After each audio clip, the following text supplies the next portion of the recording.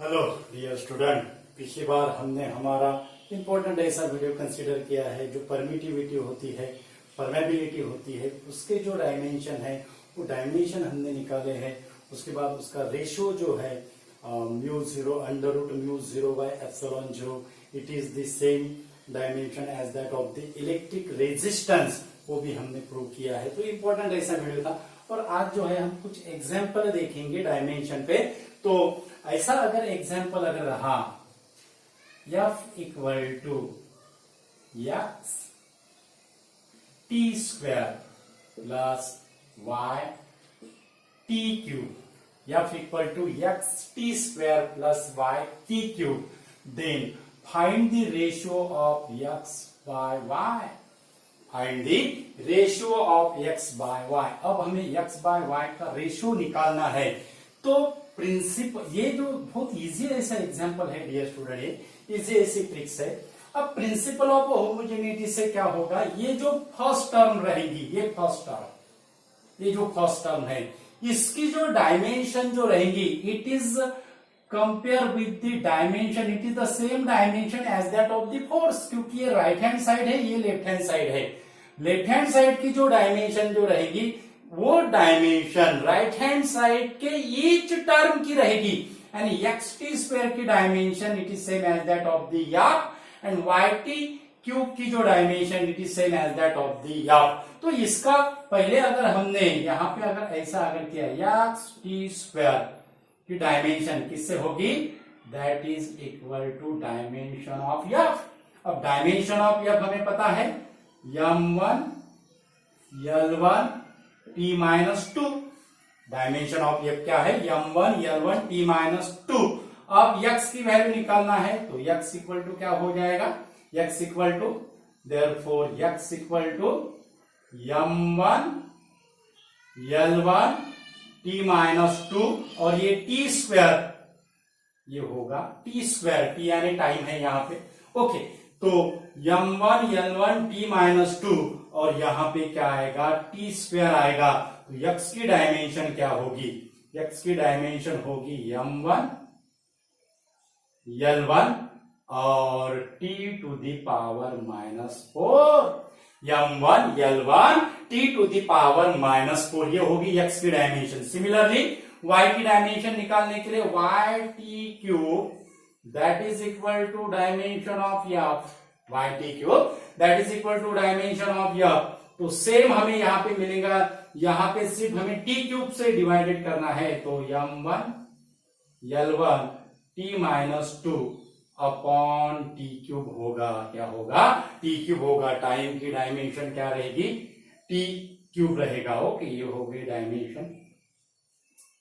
Okay, ये भी होगा डायमेंशन। अब क्या करेंगे, t का पावर, सिंपल ऐसा, m1 l1, और यहां पे क्या आएगा, t to the power minus 5 आएगा, माइनस 3 होगा, तो t to the power minus 5। तो y की डायमेंशन ये हो गई हमारी y t क्यूब, यानी ये वो होगा y की डायमेंशन, यानी m1 l1 t to the power minus 5, यानी ये जो है ये y की डायरेक्ट हम लिखे हैं यहाँ पे, y की that is equal to m1 l1 t to the power minus 5। तो हमें क्या निकालना है, रेशियो, किसका डायमेंशन का रेशियो निकालना है, x और y का रेशियो निकालना है। तो x by y that is equal to m1 l1 t to the power minus 4 upon m1 l1 t to the power minus 5।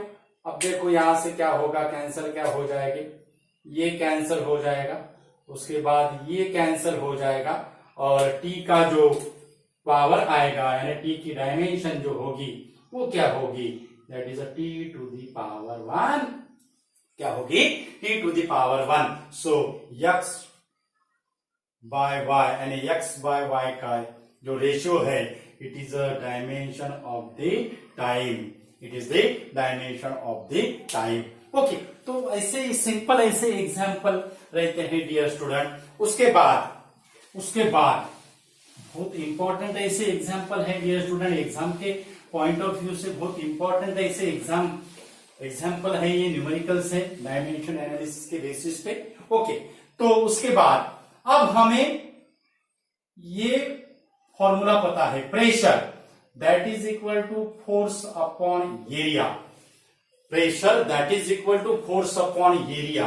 Okay, तो pressure that is equal to force upon area, तो इसकी जो dimension जो रहेगी, force की dimension L1 T minus 2, और यहां पे आएगा L2, यहां पे क्या आएगा L2। ओके, तो इसके बाद इसकी जो डायमेंशन रहेगी M1 L to the power -1 T to the power -2, ये हो गई प्रेशर की डायमेंशन, ये हमें पता है। ओके, अब ये प्रेशर की डायमेंशन ये कब है, इसके आगे का इंपॉर्टेंट है। अब प्रेशर की डायमेंशन ये कब है, जब मास, लेंथ, टाइम ये अगर फंडामेंटल यूनिट अगर है, तो प्रेशर की डायमेंशन क्या होगी, M1 L-1 और T-2। ओके, अगर डिराइव क्वांटिटी जो होती है, डिराइव यूनिट, मानो speed equal to distance upon time है, speed equal to distance upon time है। ओके, स्पीड ये डिराइव क्वांटिटी है, डिस्टेंस और टाइम ये क्या हो गए हैं, फंडामेंटल यूनिट हो गए। ओके, अगर हमने स्पीड को और टाइम को अगर फंडामेंटल यूनिट अगर कहा, तो डिस्टेंस इक्वल टू क्या होगा, डिस्टेंस इक्वल टू क्या होगा, स्पीड इनटू टाइम।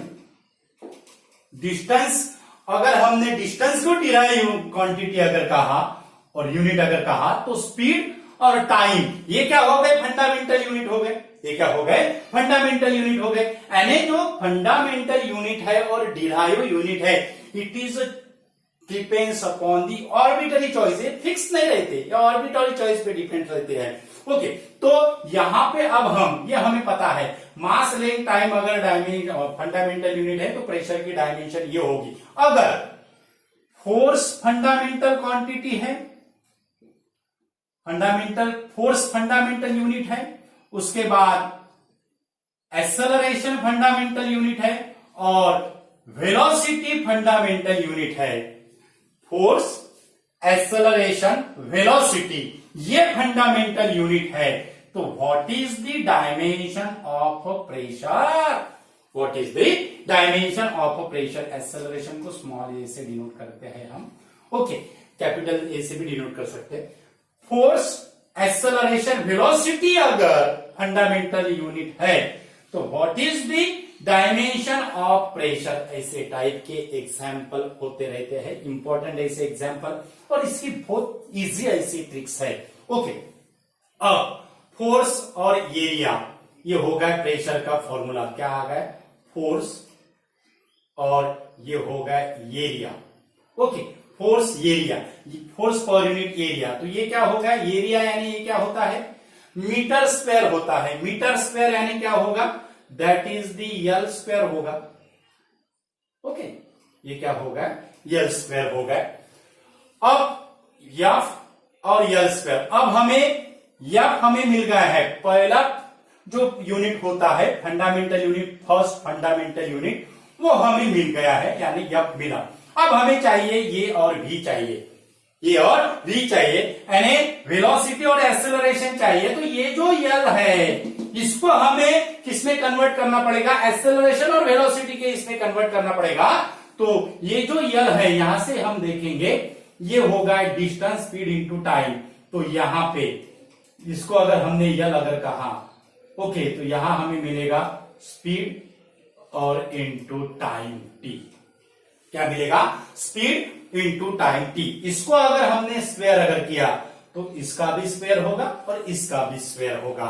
ओके, तो यहां पे हमें क्या मिलेगा, या उसके बाद यहां पे मिलेगा हमें V का स्क्वायर, और यहां पे मिलेगा हमें T का स्क्वायर। यहां पे क्या मिलेगा हमें, T का स्क्वायर।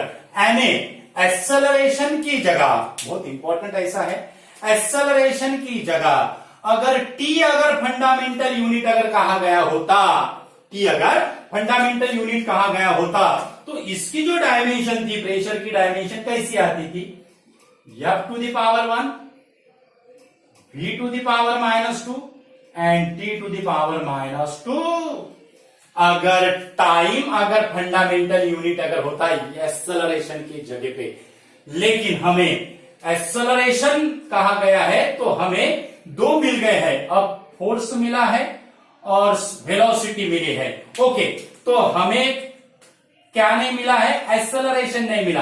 यानी ये छोड़ के, ये तो हमें ये भी चाहिए हमें और ये भी चाहिए, हमें टी नहीं चाहिए, टी की जगह हमें एक्सेलरेशन चाहिए। बहुत इंपॉर्टेंट ऐसी ट्रिक्स है, यानी टी का कन्वर्शन हमें एक्सेलरेशन में करना पड़ेगा, टी का कन्वर्शन हमें एक्सेलरेशन में करना पड़ेगा। तो हमें ये फॉर्मूला पता है स्पीड का और एक्सेलरेशन का, acceleration that is equal to speed upon time, simple.